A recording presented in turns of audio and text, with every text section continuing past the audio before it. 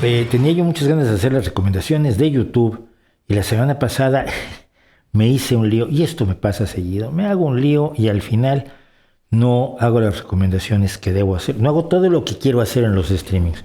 Pero bueno, vamos a empezar con las recomendaciones de YouTube.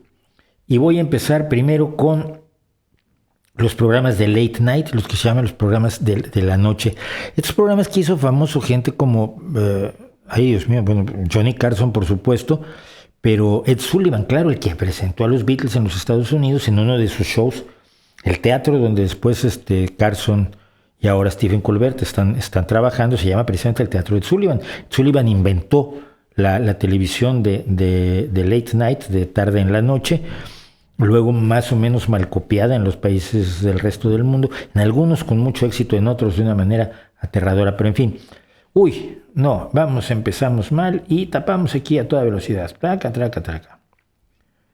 Sí, yo como realizador soy un desastre, ustedes perdonen. Claro, es que esto era al final, estaba yo preparándolo y bueno. Esto es Late Night. Este es el Late Night que yo suelo ver y que recomiendo viva y enorme y entusiastamente. Primero que nada, tenemos a Stephen Colbert. Stephen Colbert precisamente hace The Late Show, sí, with Stephen Colbert, que es el heredero directo de Johnny Carson. Stephen Colbert es probablemente el más entretenido, el mejor actor cómico en esto. Hay que recordar que todos estos que estoy presentando no son exactamente cómicos, o sea, son comediantes, pero están siendo la voz del mejor análisis político y de la mejor crítica política de los Estados Unidos desde hace un tiempo. Desde hace un tiempo los programas de televisión de comedia son los más agudos en los comentarios políticos de Estados Unidos, sobre todo en los años en que francamente los medios habían renunciado a su obligación de ser esencialmente críticos. Colbert es uno de los más divertidos, pero tiene un defecto. Durante la pandemia, cuando estaba él solo en un lugar sin público, era más aburrido que mirar crecer la hierba, porque él necesita el público. Con público es maravilloso, tiene una interacción tremenda con el público, sabe manejar al público como lo sabe, es un buen comediante. Y una de las cosas más recomendables de Stephen Colbert, después de que dedicó 4 años a señalar cada barbaridad brutal, cada paso al fascismo de Donald Trump, desde que Donald Trump dejó la presidencia, no ha vuelto a decir su nombre ni a dejar que se ponga en pantalla su nombre. Le pone T, 3 asteriscos, P. Y se niega, es aquel que no debe ser nombrado, como Voldemort, efectivamente, y lo ha mantenido, me cae muy bien. Seth Meyers, por otro lado, todos los enlaces están, por cierto, ya en la descripción de este streaming. A ver si no se me van ahora a ver eso antes de que termine el streaming, que no me lo, vamos, son capaces. Seth Meyers es uno de los que me parece más serio en este momento, porque tiene una enorme agudeza, tiene escritores maravillosos. Hay que recordar que todas estas personas tienen escritores. Ellos solos no se inventan todo, ellos son los que interpretan todo, pero atrás hay un equipo de 4 o 5 escritores más investigadores gráficos, investigadores periodísticos, investigadores de televisión, que van buscando los recortes de televisión adecuados para la broma, el chiste, el comentario agudo, etc. Pero uno de los que lo hace con mayor elegancia es Seth Meyers, aunque a veces se pasa cuando siente que está haciendo un papel. Abajo de Seth Meyers está Jimmy Kimmel, que es uno de los más agudos, también es tremendamente ácido, y es un sujeto que además decidió, todos estos ahora no, pero en menor medida, pero antes solían tener un patiño, un segundón, alguien que les reía los chistes a estos personajes. Johnny Carson tenía a Fred McMahon, por ejemplo, y Jimmy Kimmel no tenía a nadie, pero se le empezó a colar porque empezó a caerle bien el cuidador del estacionamiento, del aparcamiento de la cadena de televisión. Y le empezó a caer bien, y era un tipo que era un mexicano, inmigrante de Zacatecas, muy simpático, un gordito que se llama Guillermo, y que ahora trabaja todos los días en el show con Jimmy Kimmel, y se ha convertido en un comediante excelente. Y efectivamente él era simplemente pues, soltaba chistes y era simpático mientras acomodaba automóviles en el aparcamiento de la NBC. Y Jimmy Fallon, que tiene dos características, es el menos agradable, es el menos chispeante de todos, es uno que se le nota demasiado cuando está esperando que la gente se ría de él, pero tiene dos ventajas: es un gran músico y ha hecho cosas maravillosas como ponerse a hacer música en el metro de Nueva York por ejemplo, con Miley Cyrus, y a ver si la gente les da dinero sin darse cuenta que son Jimmy Fallon y Miley Cyrus. Es un excelente músico y es alguien que sabe sacarle muchísimo jugo a sus entrevistados. Ellos cuatro funcionan de lunes a jueves, a veces también en viernes. Los de la semana son arriba a la derecha Bill Maher. Bill Maher es famoso por su documental Religulous, que es un documental a favor del ateísmo, donde exhibe la ridiculez de las religiones, y en el caso del documental pasó por los tres grandes monoteísmos, pasó por el judaísmo, el islam y el cristianismo, y los dejó en ridículo y fue enormemente atacado por ello. A veces dice grandes tonterías Bill Maher. Alguna vez dijo que tenía dudas sobre las vacunas, todo el mundo le cayó encima con un palo, le dijo: tú eres tonto, decías que te interesa, que estabas de acuerdo con la ciencia, pero me sales con esta tontería. A veces sale con tonterías, a veces es un tanto antitecnológico. Nadie es perfecto, pero por otro lado es un hombre que defiende la libertad de expresión, que ha tenido el tino de hablar con gente sensata de la derecha y ponerla frente a sus contradicciones sin irle a escupir la cara, que creo que también es importante y creo que es la esencia misma de la libre expresión. Entonces yo veo a Bill Maher, su programa está todos los viernes, y si mal no recuerdo, los sábados está abajo a la izquierda John Oliver, que es un británico avecinado de Estados Unidos, de hecho ya tiene la nacionalidad estadounidense, y que aunque hace comedia, aunque hace chistes a la mitad del asunto, lo que presenta son reportajes de una enorme profundidad sobre temas muy concretos. Por ejemplo, el de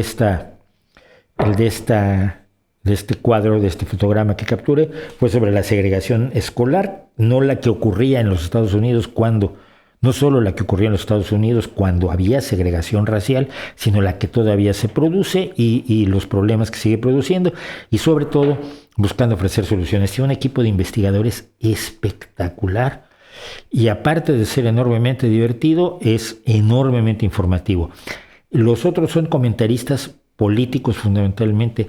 John Oliver, aunque hace comentario político, también se dedica a cuestiones muy, muy concretas de la sociedad, de la economía, de la vida cotidiana, no solamente de pegarle o de exhibir a los políticos, que es muy importante, pero que no es lo único que hay que hacer en la vida.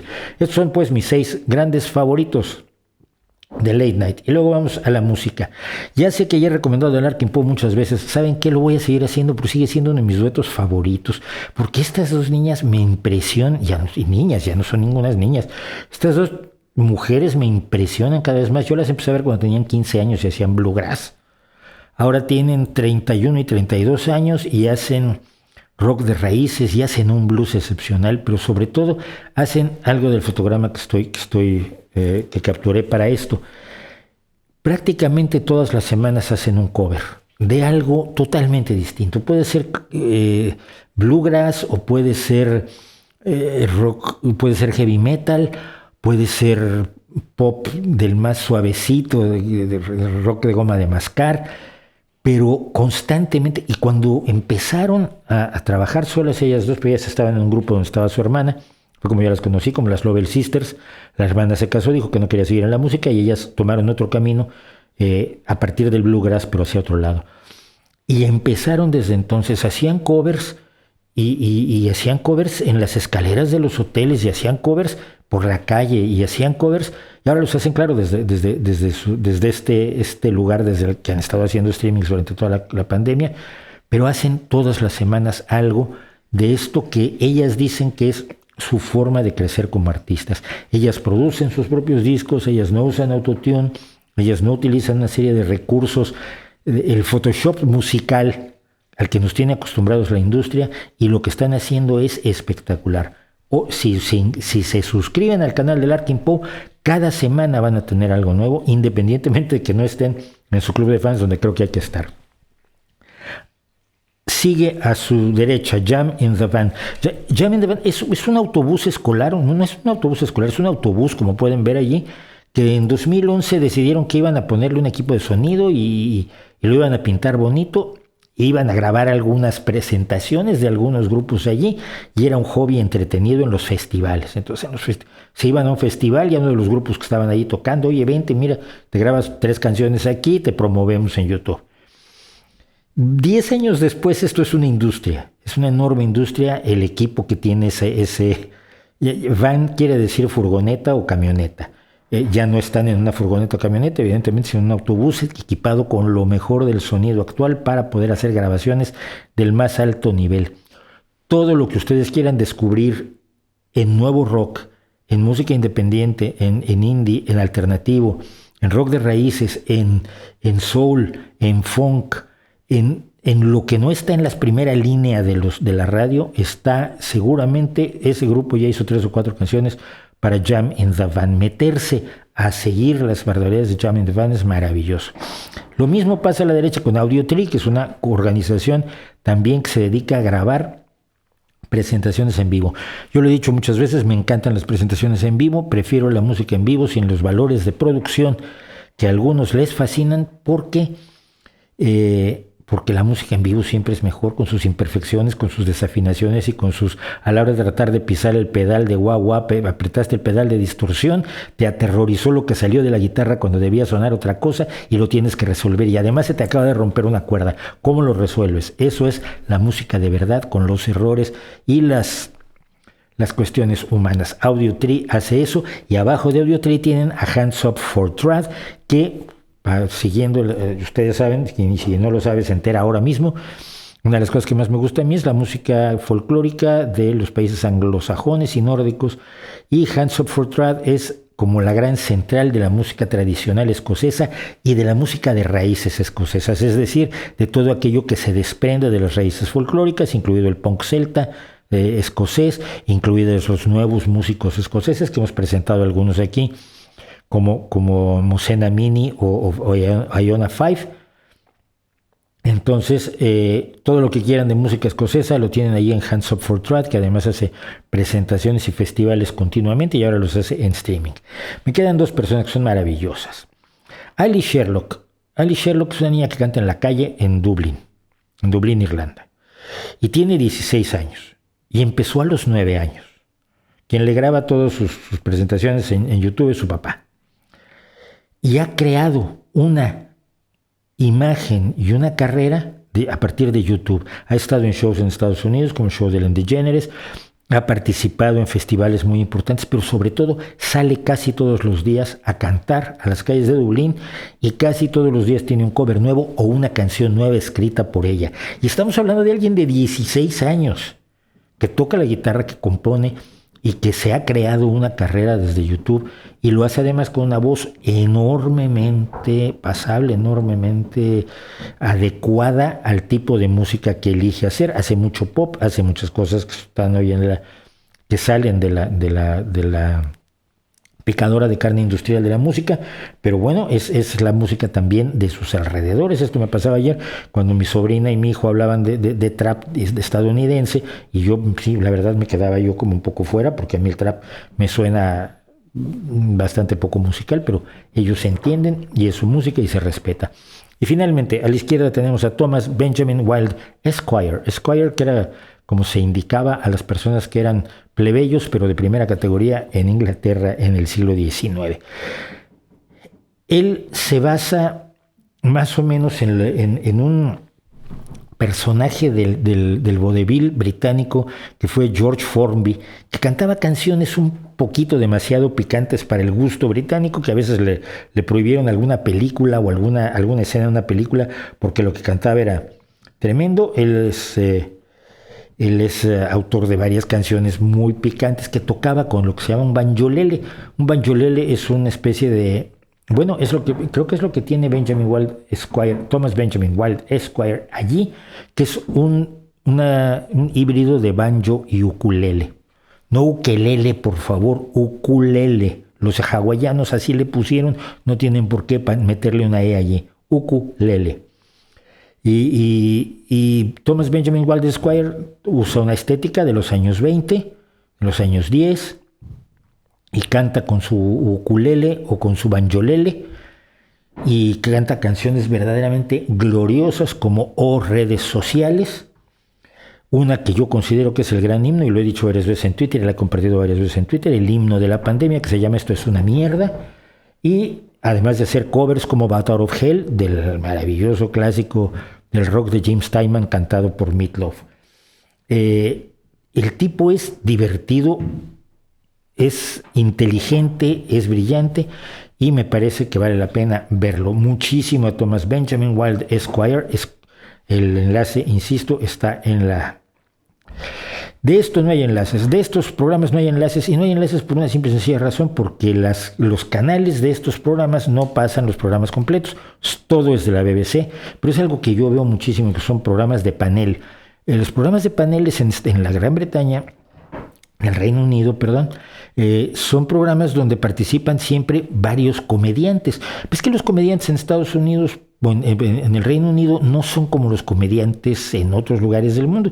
Generalmente son personas que tienen una formación universitaria y un amplio conocimiento de la realidad política, social, científica y de todo tipo a su alrededor, y entonces tienen la capacidad de hacer comentarios de carácter político, de carácter de cultura general, etcétera, etcétera. Entonces, de izquierda a derecha, busquen los nombres de los programas, pero no van a encontrar en los canales, no van a encontrar los programas completos porque la BBC no los comparte. O sea, estoy básicamente diciéndoles que busquen las versiones más bien de parche en el ojo y loro al hombro y pata de palo y todo eso que dijo Sabina. QI, quite interesting, quiere decir muy interesante, aunque en realidad también son las siglas de cociente intelectual. Es un programa que durante 7-8 años llevó Stephen Fry, que es un sujeto brillante, es un comediante británico, pero al mismo tiempo es un sujeto extraordinario, un defensor del ateísmo, del pensamiento racional, del pensamiento crítico, un hombre homosexual que yo recuerdo en un debate que tuvo Christopher Hitchens contra un sacerdote católico, que le dijo: el que ustedes condenen a mi amigo Stephen Fry al infierno por ser homosexual los descalifica moralmente para cualquier cosa que quieran discutir conmigo. Y tenía razón. Cuando se fue Stephen Fry pensamos que terminaba el programa, y quien entró fue esa mujer que aparece a la derecha, Sandy Toksvig. Sandy Toksvig es brutal, es una mujer de una cultura, es comediante, es una mujer de una cultura impresionante que ha recorrido el mundo, que tiene una agilidad mental extraordinaria y que ha logrado sustituir.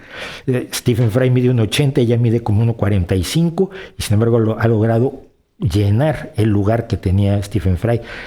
Y el tema de que hay es algún tema, cualquier tema de cultura general, y se habla de cultura general, y se aprende muchísimo.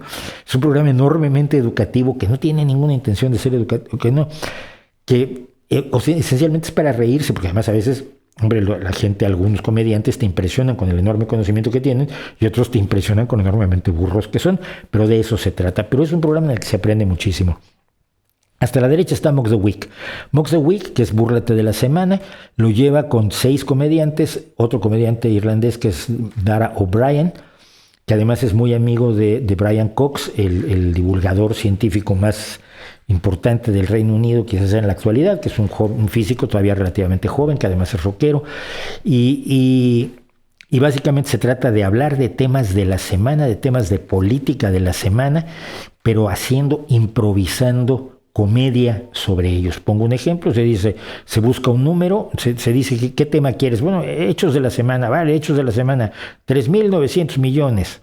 Y entonces alguien dice, es el número de veces que tiene que ir Ayuso al diccionario para enterarse de qué quiere decir sanidad pública, por decir algo. Soy malísimo, pero es que ellos son buenísimos. Entonces dicen un montón de burradas sobre qué son 3.900 millones antes de aclarar que es el número de personas que viven en determinadas condiciones.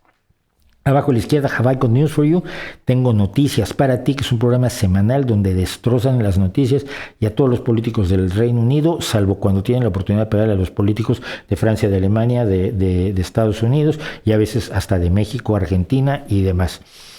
Lo llevan, los principales personajes son dos, Ian Hislop, que es el hombre que está aquí a la izquierda, y otro comediante que cada uno tiene un invitado distinto cada semana, y además el programa cambia de presentador cada semana. Luego hay un programa que es absolutamente intrascendente, Would I Lie to You, te mentiría yo, donde un grupo de comediantes hacen una afirmación y el equipo contrario tiene que determinar si esa afirmación es mentira o es verdad. Parecería totalmente Memo, salvo porque tiene a este personaje, que es David Mitchell, que es uno de los tíos más brillantes que hay en el Reino Unido en la actualidad, tipo de una capacidad crítica extraordinaria, además de una sorna monstruosa. Él fue parte de un dueto de comediantes, por cierto, que algunos de ustedes conocerán por el famoso sketch de aquel de las urgencias homeopáticas. El Mitchell, no me acuerdo cuál era el otro comediante, el show que hacían juntos, que hicieron dueto cómico, hicieron ese de la homeopatía. Es un gran promotor del pensamiento crítico. Y finalmente hasta la derecha Taskmaster, donde estos dos le ponen una serie de tareas a 5 comediantes para que las realicen, desde pon un huevo lo más alto posible sin que se rompa, hasta lleva esta tarta de lo más lejos que se pueda, o haz un retrato de tal persona utilizando solamente fruta de la temporada. Ese tipo de cosas. Es totalmente absurdo, pero es enormemente divertido. Y ahora sí llegamos a lo que ya estaba al principio, el que no debía estar al principio, pero estaba. Hace 2 semanas hablé de The Warning, un grupo de heavy metal mexicano formado por 3 hermanas, que son Dani a la derecha, que es la cantante y guitarrista, Ale a la izquierda, que es la bajista, y al fondo Pau, que es la baterista. Dani tiene 21 años. Pau tiene 19 y Ale tiene 16. Empezaron hace 7 años, cuando Pau tenía 9 años, ya era más pequeña que el bajo. Lo he comentado. El problema es que después del vídeo que yo comenté la semana pasada, sacaron un nuevo vídeo espectacular, que es este fotograma, es de ese vídeo de una canción que se llama Evolve, que además es una locura de intencionalidad, hecho con 16 iPhones y un dron. Todo está filmado con iPhones, no hay una sola cámara de vídeo, una sola cámara de fotografía. 16 iPhones, que se pueden ver incluso algunos de ellos en los micrófonos de ellas y colgados del techo. Pero bueno, el vídeo es una hazaña evidentemente de la técnica, pero sobre todo la canción es maravillosa, y el hecho de que a mí se me pegue una canción de heavy metal realmente hace que tenga yo que comentarla y que tenga yo que recomendarla. Con eso terminamos YouTube. Le he dedicado muchísimo tiempo. Si a alguno de ustedes le parece malísimo y está enojadísimo conmigo, ya bajamos incluso de 173 a 168 espectadores. Probablemente harté a alguien, lo siento, pero algunas personas lo hayan bien. Esto es como la poesía, a mí me gusta hacerlo. Me gusta dar mis recomendaciones de YouTube porque es lo que veo y me gusta compartir cosas. Y si no lo quieren ver, pues no lo. Cuando he hecho los cortes de las recomendaciones de YouTube, son los que menos visualizaciones tienen, junto con las antologías de poesía que he estado haciendo.